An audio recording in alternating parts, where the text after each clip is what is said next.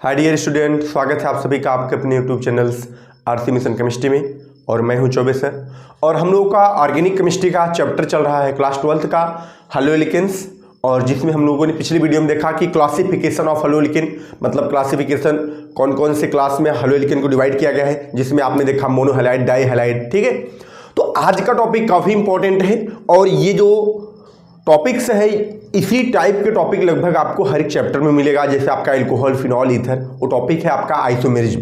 ठीक, और उससे पहले हम लोग एक टॉपिक और डिस्कस करेंगे जिसका नाम है नॉमेनक्लेचर ऑफ हलोएल्केन। ठीक है, तो स्टार्ट करते हैं अपना टॉपिक्स। और टॉपिक है हमारे पास nomenclature of haloalkane. Nomenclature of haloalkane.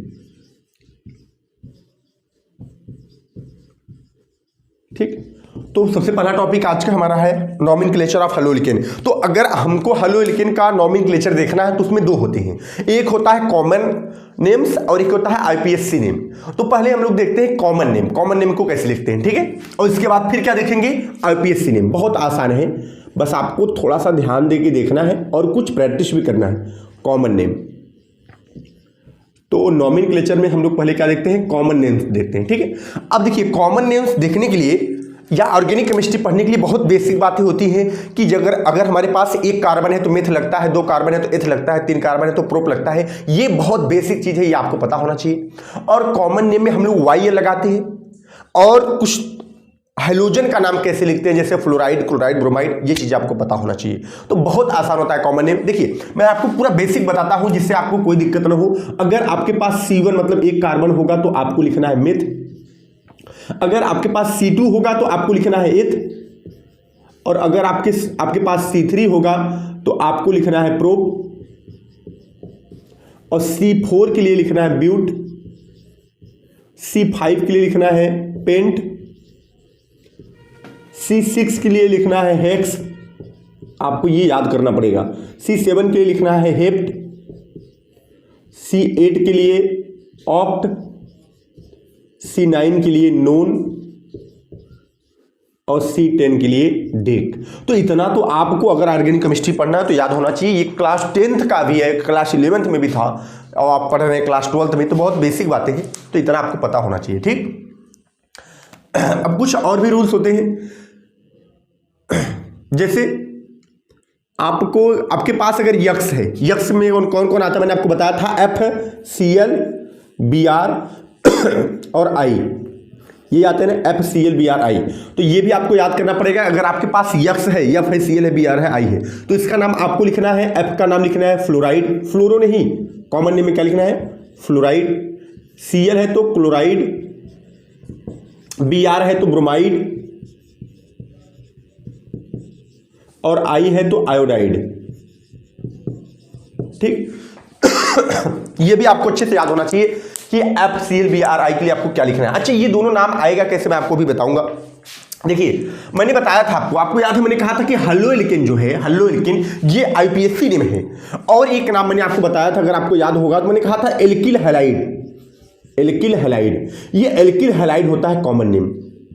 ठीक है, मैंने क्या कहा था कि हलोएल्केन आईपीएससी नेम है और एल्किल हैलाइड क्या है, कॉमन नेम है। तो अगर हम इसके अकॉर्डिंग चलेंगे तो देखो, जितना एल्किल का मतलब क्या होता है, ये कार्बन की संख्या, जितना कार्बन रहेगा उतना लिखेंगे। इसके बाद उसमें क्या लगाएंगे, YL। तो YL क्या होता है, ये हाइड्रोकार्बन होता है। ठीक है, इसके लास्ट में हमको क्या लगाना है, YL। और हैलाइड, हैलाइड मतलब क्या, हाइड्रोजन यक्स। तो देखो हैलाइड से फ्लोराइड, क्लोराइड, ब्रोमाइड और आयोडाइड। ठीक, तो ये दोनों बातें आपको अच्छे से याद होनी चाहिए अगर आपको हलोएल्केन का आईपीएससी नेम पढ़ना है, सॉरी कॉमन नेम पढ़ना है तो। और आईपीएससी नेम में भी ये काम देगा आपको ये चीज। ठीक, अब जैसे मैं एग्जांपल लेता हूं, मैंने एग्जांपल लिया CH3, CH2, और यहां पर मैं लगा दिया Cl। इसका आपको कॉमन नेम लिखना है, आईपीएससी नेम नहीं, कॉमन नेम। आईपीएससी नेम अलग होगा। तो बहुत नॉर्मल है, बहुत इजी है। कितने कार्बन, दो कार्बन काउंट किया आपने, कार्बन कितने, दो, और C2 मिला, दो कार्बन के लिए आपको क्या लिखना है, एथ। पहले इसको लिख देंगे, एथ हो गया। ठीक है, आपने क्या देखा, एल्किल है, लास्ट में YL, याद रखिएगा आपको लास्ट में YL जोड़ना है। क्या जोड़ना है, YL। तो हमने लगा दिया यहां पर YL, एथिल हो गया। Cl है, कॉमन नेम के लिए Cl का नाम क्या होगा, क्लोराइड। तो कॉमन नेम के लिए Cl का नाम क्लोराइड, बहुत आसान हो गया है ना। एथिल क्लोराइड, इसका नाम क्या हो जाएगा, एथिल क्लोराइड। ठीक, अच्छा एक नई बात क्या है, नई बात ये है कि आप देख रहे हैं इसमें जो है एकदम एक लॉन्ग चेन है, सीधी चेन है एक। ठीक है, अगर कोई सीधी चेन हो, ऊपर नीचे CH3 CH2 कुछ नहीं लगा हो, तो हम लोग इसके पहले एन लगा देते हैं, स्मॉल एन। स्मॉल एन का मतलब क्या होता है, नॉर्मल। अब ये क्या हो गया नॉर्मल हो गया। ठीक है, तो इसका हो गया एन एथिल क्लोराइड नेम हो गया। ठीक, आप ये दोनों नोट कर लीजिएगा। अब इसके बाद मैं थोड़ा सा और भी कुछ एग्जांपल आपको बताता हूं, याद रखिएगा। F के लिए फ्लोराइड, Cl के लिए क्लोराइड, Br के लिए ब्रोमाइड और I के लिए आयोडाइड। ठीक, अब थोड़ा सा हम लोग इस पर एक्सरसाइज करते हैं। अगर आपको आता है तो आप थोड़ा सा वीडियो को भगा करके आगे करके आप दूसरा टॉपिक देख सकते हो। ठीक, जिसको नहीं आता वो देख ले। अब जैसे मैंने यहां पर रखा CH3 CH2 CH2 CH2 और यहां पर मैंने लिख दिया Br। ठीक बेटा, तो अब ये भी देखिए एक सीधी चेन है, और जब कोई सीधी चेन हो तो क्या लगेगा, N लगेगा। ये मैं बता देता हूं आपको, अगर कोई सीधी चेन हो तो N का मतलब क्या होता है, नॉर्मल होता है। ठीक, सीधी चेन के लिए। फिर इसके बाद क्या करना है, आप खुद से इसका नाम लिख सकते हो। कार्बन को काउंट करें, 1 2 3 4, 4 कार्बन है, 1 2 3 4। 4 कार्बन के लिए क्या लिखना है आपको, ब्यूट लिखना है, ब्यूट। ठीक है, और इसमें कॉमन नेम में लास्ट में क्या लगाना है, YL, तो मैंने लगा दिया YL, क्या हो गया, ब्यूटील। Br का नाम मैंने लिखा था यहां पर, क्या था, ब्रोमाइड। ठीक, तो आसान है कि नहीं। अच्छा, ये नॉर्मल वाला हो गया।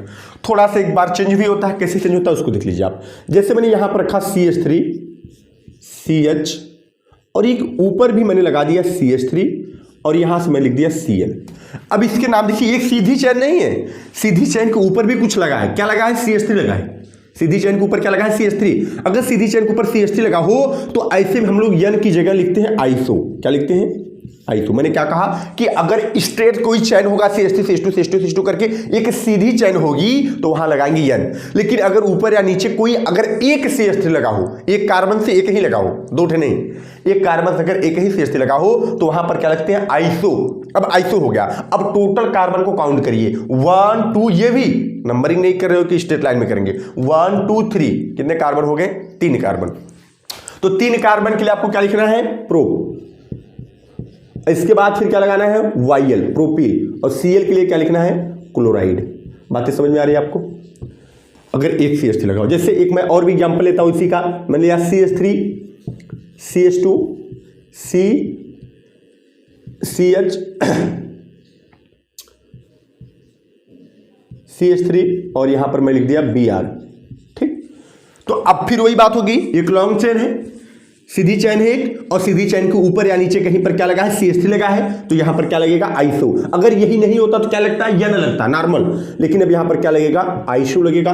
और 1 2 3 4 कार्बन हो गया। 4 कार्बन के लिए क्या लिखना है आपको, ब्यूट। और ब्यूट लिखना है, कॉमन नेम में क्या लगाना है लास्ट में, YL, तो हो गया ब्यूटील। और Br का क्या लिखना है, ब्रोमाइड। तो आई थिंक इसको भी आप समझ गए होंगे। इस तरह से आपको लिखना है कॉमन नेम। अभी एक और भी बचा है।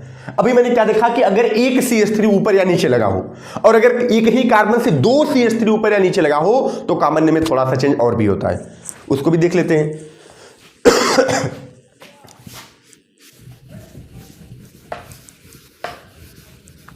2 CH3 जब लगा रहेगा तब क्या करेंगे।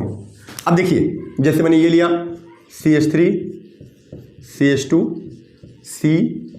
CH3 CH3, और यहां पर मैं ले लिया F, मान लीजिए। ठीक है, अब देखिए ये चैन तो सीधी है, लेकिन सीधी चैन में भी एक CH3 ऊपर एक CH3 नीचे, माने एक कार्बन से 2 CH3 लग गया, मेथाइल ग्रुप लग गया।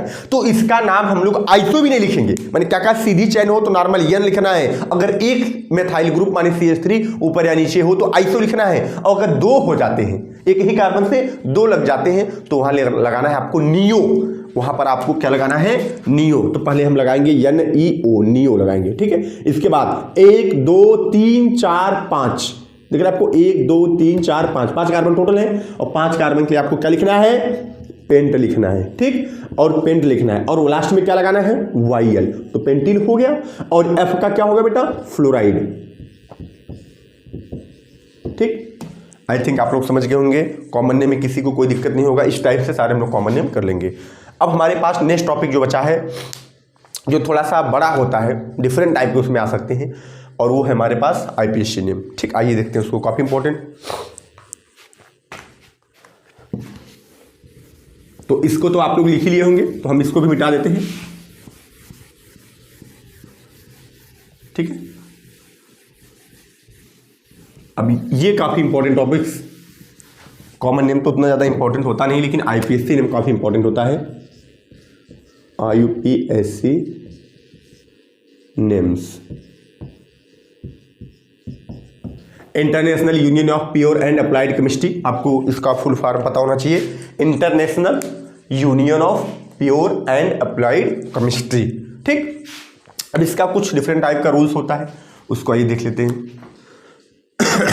इसका रूल्स ये है, यहां पर मैं लिखता हूं, अगर कार्बन कार्बन बीच में सिंगल बॉन्ड रहेगा तो आपको लगाना है लास्ट में ANE, अगर कार्बन कार्बन बीच में डबल बॉन्ड रहेगा तो आपको लगाना है ENE, और यदि कार्बन कार्बन बीच में ट्रिपल बॉन्ड रहेगा तो आपको लगाना है YNE। और इसके बाद एक कार्बन के लिए मेथ, दो कार्बन के लिए एथ, तीन कार्बन के लिए प्रोप, वो मैं जैसे लिखा था एकदम आपका वैसे होना चाहिए। ठीक, अच्छा, और रूल क्या है, और F के लिए ये हलो एल्केन, एपीसीएल क्या हलो एल्केन है ना, तो FClBr के लिए भी कुछ अलग है, FClBrI ना, तो F के लिए आपको लगाना है केवल फ्लोरो। ठीक, इसके बाद इसके लिए क्लोरो, इसके लिए ब्रोमो, और इसके लिए क्या लगाना है आपको आइडो। ठीक, इतना आपको याद होना चाहिए बस, बहुत इजी। अब मैंने एकदम इजी एग्जांपल सबसे पहले लिया, CH3 CH2 और यहां पर F लगा दिया। ठीक, इसका आपको नाम लिखना है। तो इसमें हमको क्या करना पड़ता है, पता है, नंबरिंग करना पड़ता है। इसमें नंबरिंग का सिस्टम है, और नंबरिंग हम वहां से करेंगे। देखिए, सारे बातों को हम लिखा नहीं सकते, रूल्स हैं और सभी रूल्स को लिखाना पॉसिबल उतना है नहीं, तो बस आप समझिए ध्यान से। नंबरिंग हम वहां से करेंगे जहां से हमको हाइड्रोजन एटम्स या कोई अदर ग्रुप जल्दी मिल जाता है। ठीक, तो जैसे हम नंबरिंग यहां से करना शुरू करेंगे, यहां से, क्योंकि F देखो इधर से करेंगे तो किधर मिलेगा 1 2 पर मिलेगा, और अगर यहीं से करें तो 1 2 पर, 1 पर ही मिल गया। ठीक है, यहां से करेंगे जहां जल्दी मिल जाए एक कार्बन से, और कार्बन का ही नंबरिंग किया जाता है और किसी का नहीं। ठीक है, तो अब जब 1 आता है तो हम लोग जल्दी 1 को नहीं लिखते, क्योंकि 1 से कोई मतलब उठाता नहीं। 2 3 आता है तो उसको दिखाया जाता है। ठीक, अब इसका क्या करेंगे हम, इसका नाम अगर हमको लिखना हो तो सबसे पहले फ्लोरो, फ्लोरो या 1 फ्लोरो लगा दो, आपकी इच्छा हो तो 1 पर लगाए तो 1 फ्लोरो, और एक दो कार्बन है, 2 कार्बन के लिए एथ और सिंगल बॉन्ड है दोनों के बीच में, तो N, 1 क्लोरो एथेन, ये इसका नाम हो गया। ठीक, और भी हम एग्जाम्पल लेते हैं, जैसे मैंने एग्जाम्पल लिया CH3, अब काफ़ी अच्छा एग्जाम्पल रहेगा, CH और यहाँ पर Br और यहाँ पर CH3। अब इसका अगर आपको नाम लिखना हो तो क्या करना पड़ेगा, अगर आपको इसका नाम लिखना है तो सबसे पहला काम क्या है, नंबरिंग, और नंबरिंग हम उधर से करेंगे जिधर से हमको हाइड्रोजन एटम या कोई ग्रुप जल्दी मिल जाता है। तो पहले यहां से करके देखते हैं, 1 2 3 पर मिला, यहां से करेंगे तो 1 2 पर मिल जाएगा, तो किधर से करेंगे, इस साइड से, क्योंकि इधर जल्दी मिला, 1 2 3 4। ठीक है, अब इसका नाम क्या होगा, 2 ब्रोमो, 2 नंबर पर क्या लगा, Br लगा, तो Br का नाम क्या होता है, ब्रोमो, तो नाम हो जाएगा 2 ब्रोमो। ठीक है, और टोटल कितने कार्बन, 4 कार्बन, तो 4 कार्बन के लिए होता है ब्यूट, और सिंगल सिंगल बॉन्ड है तो N हो गया, माने हो गया ब्यूटेन। ठीक है, तो आई थिंक ये सारे बातें आप समझ रहे होंगे। अभी इसमें कुछ डिफरेंट केसेस भी होते हैं, मैं उसको भी दिखा रहा हूं।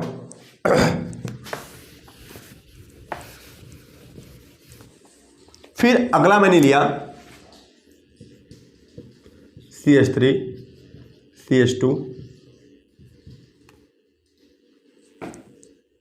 CH2 CHCl CH3, एकदम से मैच। आप शायद इसको कर भी सकते हैं, 1 2 3 4 पर मिला, इधर से आएंगे तो 1 2 पर मिलेगा, तो किधर से करना है, इधर से 1 2 3 4 5 ना, तो यहाँ पर 2 नंबर पर क्लोरो है तो 2 क्लोरो हो जाएगा। कितने कार्बन, 5 कार्बन, तो 5 कार्बन के लिए पेंट, और सिंगल बॉन्ड है तो लास्ट में N, 2 क्लोरोपेंटेन। ठीक, इसको भी मैं मिटा देता हूं, आप लोग नोट कर लिए होंगे। अब इसमें थोड़ा सा दूसरा रूल हम लोग इंक्लूड करते हैं, और अगला रूल्स क्या है पता है, अगर हमारे पास कोई सेम ग्रुप 2 हो जाए, कितना हो जाए, 2, जैसे मैंने कहा कि 2 ठे अगर आपके पास FF हो जाए, 2 ठे ClCl, 2 ठे Br हो जाए, तो उसके लिए हम लोग लगाते हैं डाई, सेम सेम रहेगा तभी। अगर 3 रहेगा तो ट्राई, 4 रहेगा तो टेट्रा, 5 रहेगा तो पेंटा, उससे ज़्यादा होता नहीं, 5 से ज़्यादा कभी जल्दी मिलता नहीं आपको पेंटा। ठीक, अब इस हिसाब से हम लोग नॉमेनक्लेचर करेंगे। अब उसको मैं दिखा रहा हूँ कैसे आएगा। जैसे आपके पास दे दिया ये CH3 CH और यहाँ से Cl और यहाँ पर Cl, यहाँ पर CH2 और CH3, इसका आपको नाम लिखना है। ठीक है, तो पहला काम क्या है, नंबरिंग। नंबरिंग कहाँ से, 1 2 पर मिला। ठीक, यहां चलते हैं, 1 2 3 पर मिल रहा है, तो किधर से जल्दी मिला, इस साइड से, तो 1 2 3 4 5। बातें समझ आई आपको। ठीक, तो 2 पर भी Cl है और 3 पर भी Cl है, और सेम सेम है कि नहीं Cl Cl, तो सेम सेम दो ग्रुप है, तो उसके लिए क्या लगाएंगे, डाई। तो यहां क्या लिखेंगे पता है, 2 पर है 3 पर है, लिखेंगे 2 3 डाई, 2 3 डाई, 2 पर भी 3 पर भी, कामा देगी फिर डाई। ठीक है, दो जगह पर है। क्या है, Cl है, तो Cl के लिए क्लोरो। इसके बाद 5 कार्बन लाइन में 1 2 3 4 5, तो 5 कार्बन के लिए क्या लिखना है, पेंट, सिंगल बॉन्ड है तो N, पेंटेन हो गया। ठीक, अब जैसे मैंने अगला लिया CH3 CH Br CH2 CH Br CH Br और CH2 और CH3, इसका सब कुछ करिए कि आपको नाम लिखना है। ठीक, नंबरिंग 1 2 3 पर मिला Br, इधर चलते हैं 1 2 पर मिलेगा, तो जल्दी इधर से मिलाना, तो 1 2 3 4 5 6 7। ठीक, आप देखिए Br आपका यहां पर भी, यहां पर भी, यहां और यहां पर भी, 3 जगह पर है ना, और तीनों जगह सेम सेम है Br। तो अब क्या करना है आपको, 3 के लिए क्या लगाना है, ट्राई। लेकिन 2 4 5 किस किस नंबर पर Br लगा है, 2 पर 4 पर और 5 पर, और 3 जगह है, तो 3 के लिए क्या लिखेंगे, ट्राई, और Br के लिए ब्रोमो, और इसके बाद 7 के लिए हेप्टेन। ठीक, तो ये आपका अगला रूल्स हो गया। तो आई थिंक आप जो है डाई ट्राई टेट्रा पेंटा वाला इसी तरह से कर लेंगे, इसमें कोई दिक्कत होगा नहीं। अब थोड़ा सा एक रूल्स अलग है, उसको भी देख लेते हैं हम लोग। और रूल्स क्या है, रूल्स ये है कि अगर डिफरेंट डिफरेंट ग्रुप हो, क्या हो, अभी तो सेम सेम थे ना पूरा, Cl Cl था, Br था, I था, जो भी था सेम सेम। ठीक है, अगर आपके पास डिफरेंट डिफरेंट ग्रुप हो, और जब डिफरेंट ग्रुप होते हैं तो उनका नेम जो है हम लोग इंग्लिश अल्फाबेट के अकॉर्डिंग लिखते हैं, ABCD के अकॉर्डिंग। ठीक है, देखिए कैसे लिखते हैं। अब सपोज कि मेरे पास आ गया CH3 CH Br CH Cl CH F और CH2 फिर CH3। सबसे पहला काम क्या, नंबरिंग का सिस्टम देख लेते हैं। तो 1 2 पर मिला, यहाँ पर 1 2 3 पर मिलेगा, तो कहाँ से करेंगे नंबरिंग, यहाँ से 1 2 3 4 5 और 6। बात समझ रहे होंगे आप लोग। ठीक, अब देखिए यहाँ पर Br भी है, Cl भी है और F भी है, तो सभी लोग मिल गए। अब हम लोग का किसका नाम कैसे लिखेंगे, तो बहुत नॉर्मल है। यहाँ पर नॉर्मल ये है कि आपको बस इंग्लिश अल्फाबेट को देखना है। Br शुरू होता है ब्रोमो से, B से B आता है, और Cl शुरू होता है आपका क्लोरो से, C से, और F शुरू होता है आपका F से, फ्लोरो से। तो ABCD में सबसे पहले कौन आता है इन तीनों में से, इन तीनों में से कौन कौन, देखो B है और क्या है, C है और क्या है, F है। तो सबसे पहले कौन आता है ABCD में, B आता है, फिर C आता है, फिर F आता है। तो जैसे ABCD में आता है उसी प्रकार से उसका नाम लिखेंगे। 2 पर क्या लगा है, ब्रोमो, लिखेंगे 2 ब्रोमो, पहले से लिख देंगे। ठीक है, काम। 3 पर क्या लगा है, क्लोरो, तो लिखेंगे 3 क्लोरो। इसके बाद फिर 4 पर क्या है, फ्लोरो, तो लिखेंगे 4 फ्लोरो, 4 फ्लोरो। ठीक, और इसके बाद कितने कार्बन टोटल चैन में, 6 कार्बन, तो 6 कार्बन के हेक्स, सिंगल बॉन्ड है तो N हो गया हेक्सेन। ठीक, और जैसे हमारे पास दिया CH3 CH2 CH I CH Br CH Cl CH3। ठीक, अब इसका नाम दिया, तो नंबरिंग 1 2 3 पर, यहां से 1 2 1 2 पर मिल गया। ठीक है, तो जल्दी मिलाना है, तो यहां से 1 2 3 4 5 और 6। ठीक, देखिए आई है, बी आर है, सी एल है। ठीक है, तो आई सुनिए बी आर, तो बी में आता है ए बी, पहले आ जाता है, इन तीनों में से सबसे पहले बी आएगा, फिर इसके बाद ए बी सी आता है, सी एल वाला, इसके बाद लास्ट में सबसे क्या आता है आई। तो पहले नाम इसका लिखेंगे, फिर इसका लिखेंगे और फिर इसका लिखेंगे। तो पहले नाम इसका क्या लिखेंगे, 3 ब्रोमो, क्या लिखेंगे 3 ब्रोमो। ठीक, इसके बाद फिर क्या लिखेंगे 2 क्लोरो, 2 क्लोरो। ठीक, और इसके बाद 4 आयोडो, 4 आयोडो। टोटल कितने कार्बन, 6 कार्बन। तो 6 कार्बन के लिए हेक्स सिंगल बॉन्ड है तो एन, हेक्सेन। तो आई थिंक आपको आईपीएससी नेम पूरा आ गया होगा। अगर कहीं ऊपर नीचे CH3 लगता है तो उसका नाम क्या लिखते हैं हम लोग, मेथिल लिखते हैं। ठीक, अगर मान लीजिए कहीं से अगर ऊपर या नीचे कहीं लिख दिया CH3 तो उसका नाम क्या लगाएंगे हम लोग, मेथिल। जैसे आप लगा रहे हैं ना F के लिए फ्लोरो, क्लोरो, ब्रोमो, आयोडो, उसके उसी तरह CH3 के लिए क्या लगता है, मेथिल। C2H5 होता है तो एथिल। ठीक, अगर ऐसा आएगा तो आप लोग कर लेंगे। आई थिंक आपको आईपीएससी ने पूरा क्लियर हो गया होगा। और अब हम चलते हैं अपने नेक्स्ट टॉपिक पर, जो है हमारे पास काफी इंपॉर्टेंट, आइसोमेरिज्म। ठीक, तो नेक्स्ट टॉपिक हमारे पास क्या है, आइसोमेरिज्म। ठीक, और जो काफी इंपॉर्टेंट है, और आइसोमेरिज्म आपको हर एक चैप्टर में हर एक टॉपिक मिलेगा, वो चाहे अल्कोहल हो, फिनॉल हो, ईथर हो, सब में, एल्डिहाइड, कार्बोक्सिलिक एसिड, ठीक है, कीटोन्स, सारे के सारे टॉपिक्स में आपको आइसोमेरिज्म पढ़ना है सबका। ठीक, तो टॉपिक है हमारे पास आइसोमेरिज्म ऑफ हैलोएल्केन, हैलोएल्केन। ठीक, आइसोमेरिज्म ऑफ हैलोएल्केन्स। तो आइसोमेरिज्म पहले थोड़ा सा समझना पड़ेगा कि आइसोमेरिज्म होता क्या है। ठीक, तो आइसोमेरिज्म का डिफिनेशन करता है कि the compound which have same molecular form by different structure, या फिर डिफरेंट स्ट्रक्चर नहीं होगा, कभी कभी सेम स्ट्रक्चर होगा तो उनका डिफरेंट बिहेवियर होगा, डिफरेंट स्पेशियल अरेंजमेंट होगा, तो डिफरेंट टाइप से कह सकते हैं। लेकिन अगर आइसो शब्द आता है तो याद रखिएगा आइसोमेरिज्म में उनका मॉलिक्यूलर फार्मूला जो है सेम होना चाहिए, बाकी कुछ भी डिफरेंट रहेगा चलेगा। मैं आपको दिखा रहा हूं, अभी आप खुद ही समझ जाएंगे।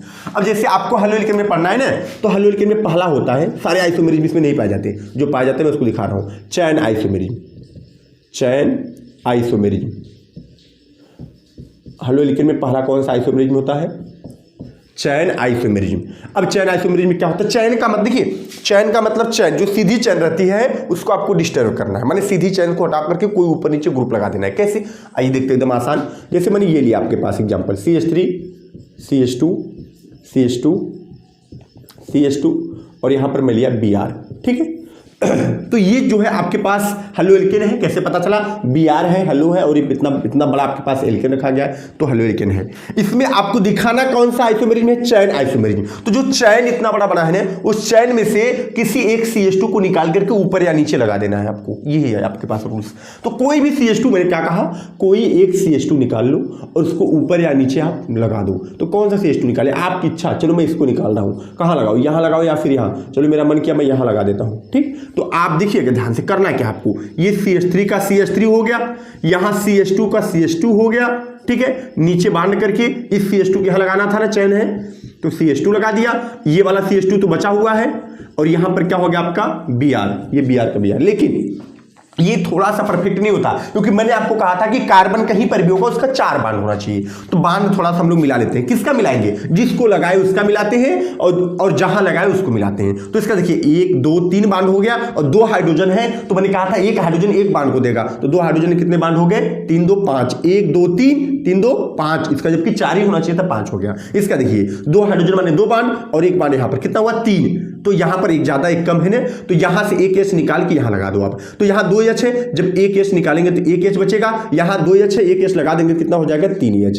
आप ऐसे समझ सकते हैं, ऐसे बांड को काउंट करके आप कंप्लीट कर लेंगे। या अगर ये चीजें आपको थोड़ा समझने में दिक्कत करती है तो आप दिमाग में रखो कि जहां हम CH2 को बैठाएंगे, जहां CH2 को बैठाएंगे वहां से एक H निकाल लेना है, और जिस CH2 को जोड़ रहे हैं उसमें एक H जोड़ देना है, वही निकाल। ठीक है, ऐसे भी आपका बन जाएगा। अच्छी चैन आइसोमेरिज्म हुआ कैसे, आइसोमेरिज्म ये कैसे हुआ, तो हम लोग आईपीएससी नॉमेनक्लेचर लिख करके इसको सिस्टम को समझ लेते हैं।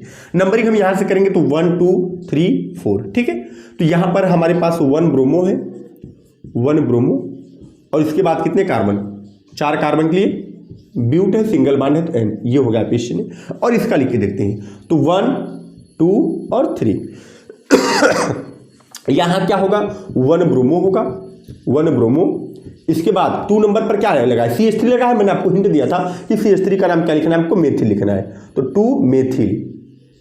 इसके बाद चैन में कितने कार्बन 1 2 3, नंबरिंग केवल चैन के कार्बन का ही किया जाता है, ठीक है। तो कितने कार्बन 3 कार्बन, तो 3 कार्बन के क्या लिखना है आपको प्रोप और सिंगल बॉन्ड है तो N। तो आप देख लीजिए आईपीएससी नेम दोनों का डिफरेंट हो गया कि नहीं। तो मतलब यहाँ पर चैन आइसोमेरिज्म आपने दिखाया। ऐसा भी नहीं है आपको लगाना है कि जो आईपीएससी नेम हो वही प्राप्त हो जाए। अगर वही आपको मिल जाता है मतलब वहाँ पर आइसोमेरिज्म शो नहीं किया, आपने चेंज तो किया लेकिन वही का वही कंपाउंड रह गया, ठीक है। तो आपको करना क्या है चैन आइसोमेरिज्म में कोई एक CH2 को निकाल करके दूसरी जगह पर बैठा देना है, ठीक। इसी टाइप से हमारा मतलब चैन में केवल डिस्टर्बेंस होगा। इसी टाइप से हमारा अगला टॉपिक होता है इसमें और जिसका नाम है पोजीशन आइसोमेरिज्म। सेकंड नंबर क्या होता है, सेकंड नंबर होता है पोजीशन आइसोमेरिज्म।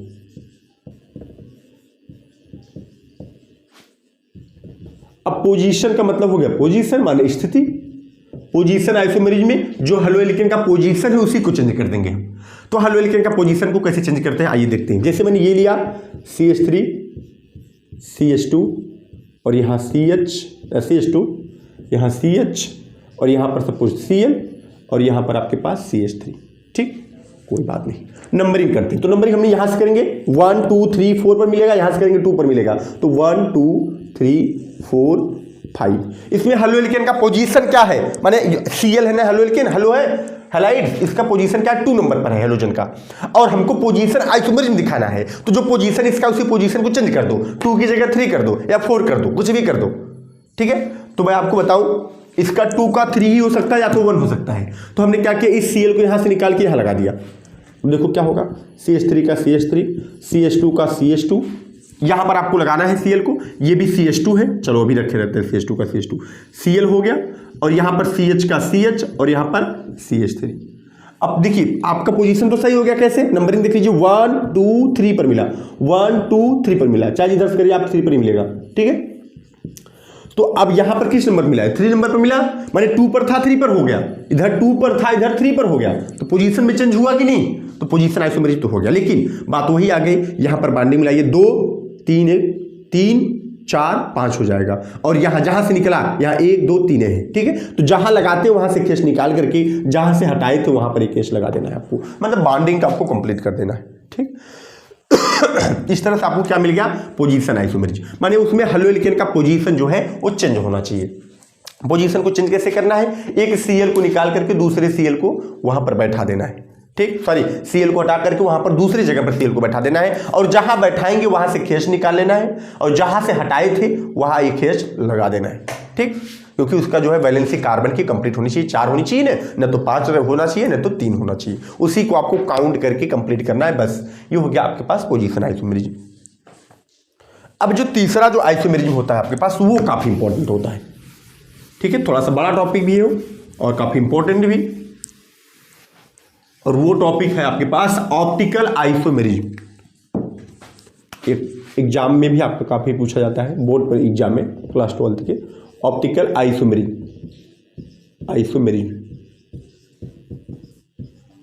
ऑप्टिकल आइसोमेरिज्म, ठीक।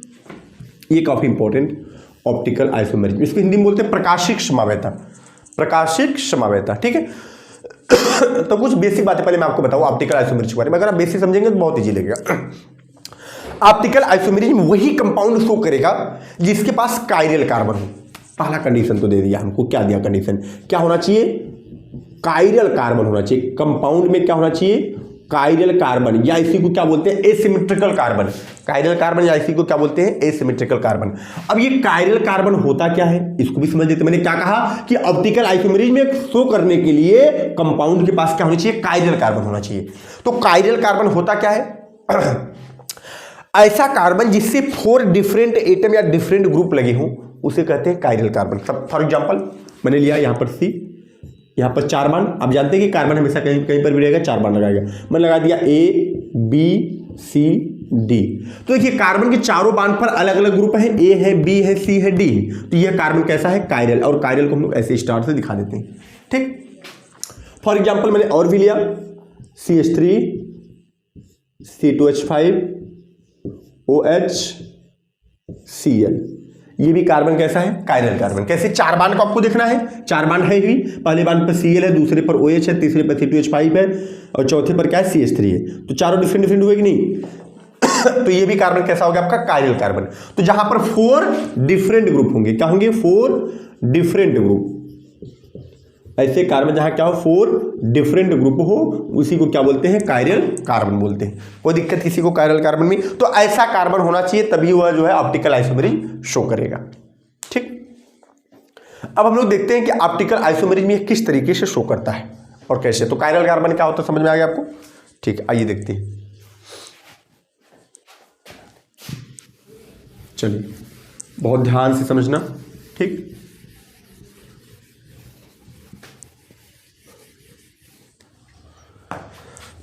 मैंने कोई सोर्स ऑफ लाइट लिया, यहां पर है हमारे पास सोर्स ऑफ लाइट।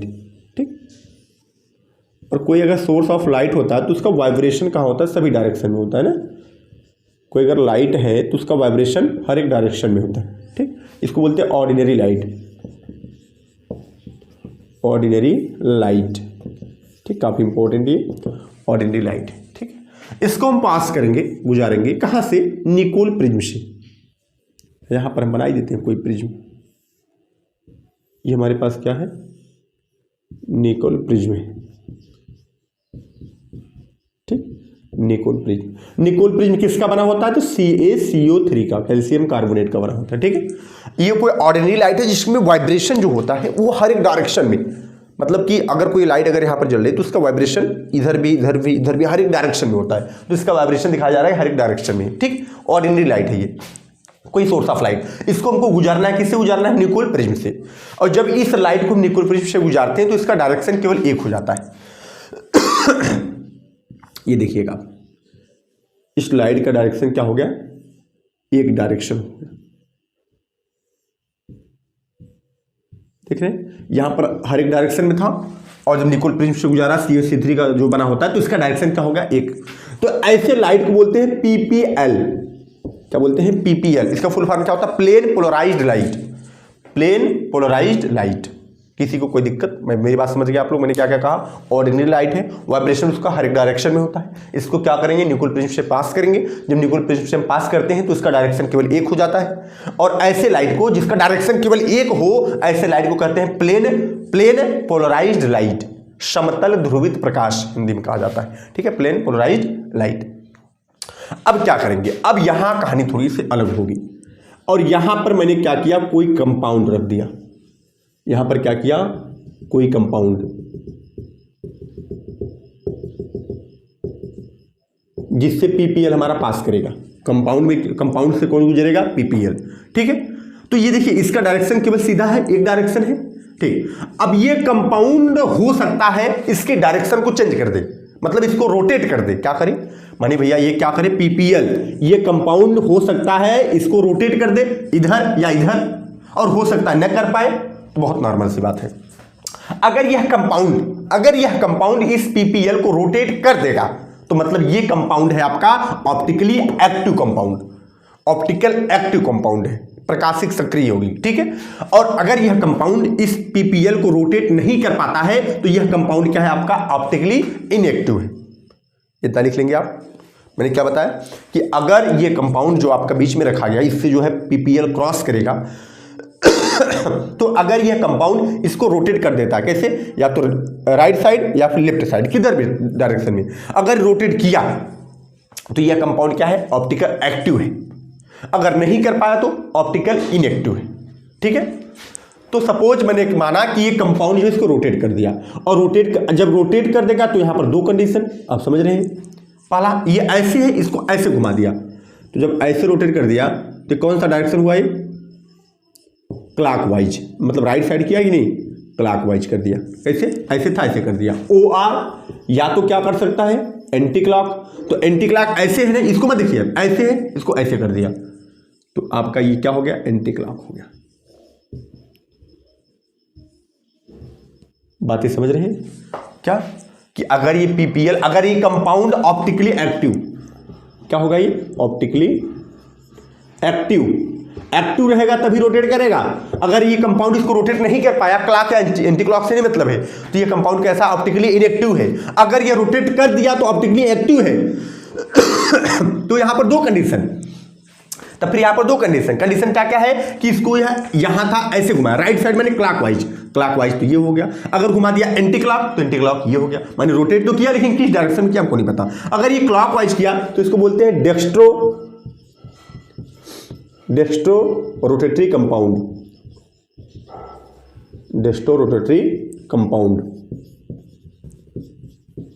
ठीक।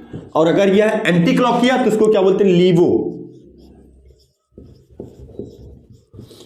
Rotatory compound.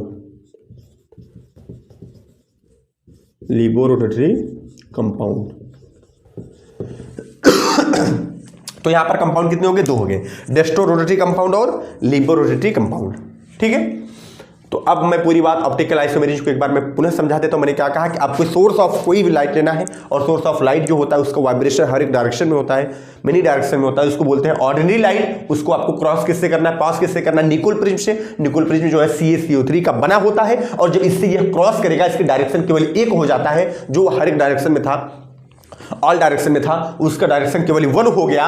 और ऐसे लाइट को क्या बोलेंगे, PPL माने प्लेन पोलराइज्ड लाइट। यहां बीच में आपको रखना है कंपाउंड, और ये कंपाउंड अगर आपका ऑप्टिकली इनएक्टिव होगा तो इस लाइट को रोटेट नहीं करेगा। लेकिन अगर कंपाउंड ने लाइट को रोटेट कर दिया तो मतलब ये कंपाउंड कैसा है, ऑप्टिकली एक्टिव है। और अगर ये ऑप्टिकली एक्टिव है तो दो कंडीशन कि इसको क्लॉकवाइज रोटेट किया राइट साइड में या फिर एंटी क्लॉक मतलब लेफ्ट साइड में।